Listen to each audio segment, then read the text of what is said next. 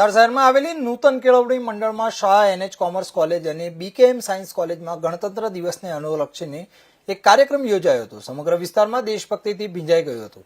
શિક્ષણ જગત સાથે સંકળાયેલા ગણમાન્ય અતિથિઓની હાજરીમાં એનસીસી અને એનએસએસના કેડેટ દ્વારા ઉત્સાહપૂર્વક સાંસ્કૃતિક કાર્યક્રમ રજૂ કર્યા બાદ ભારત માતા કી જય અને વંદે માતરમના નારાથી સમગ્ર વાતાવરણ ગુંજી ઉઠ્યું હતું.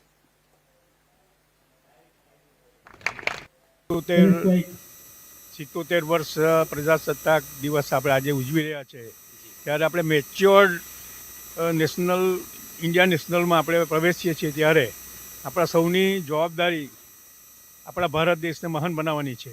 એ માટે આપણે સૌએ પ્રયત્ન કરવા જોઈએ અને આપણે સૌ પ્રયત્ન કરીશું જ, એમાં કોઈ શંકા નથી. એના માટે આપણે સૌએ પ્રતિબદ્ધ થવું જોઈએ. સાહેબ આપથી કંઈ બોલશો? આજે આટલો સરસ પ્રસંગ થયો. યુવાનો જે રીતે રસ લે છે આજના, એ જોતાં મને એમ લાગે છે કે દેશને એક કરવા માટે દેશભક્તિ, રાષ્ટ્ર માટેનો એક પ્રેમ, એ ચોક્કસ આ દેશને એક કરવામાં સૌથી મજબૂત ફાળો આપશે. જય હિન્દ.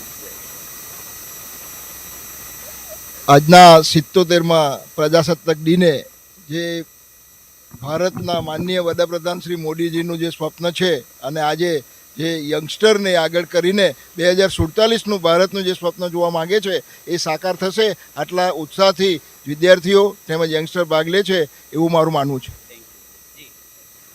નમસ્કાર.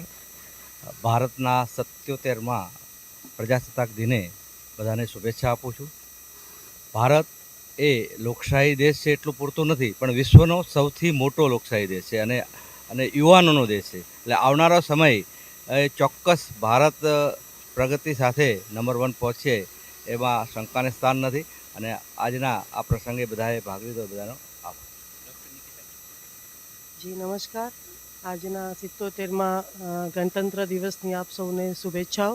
અને આજે 77 વર્ષ બાદ પણ આઝાદીના મૂલ્યોને યાદ કરીને પૂરા ભારત વર્ષમાં ગણતંત્ર દિવસની ઉજવણી 15મી ઓગસ્ટની પણ એટલી જ ઉત્સાહભેર ઉજવણી થતી હોય છે. અને વિદ્યાર્થીઓ, યંગસ્ટર્સ છે આમાં ભાગ લઈને આઝાદીના મૂલ્યોનું જતન કરી રહ્યા છે. એ જ બહુ મોટી વાત છે ને આ જ વસ્તુ આગળ ચાલતી રહે તેવી સૌને.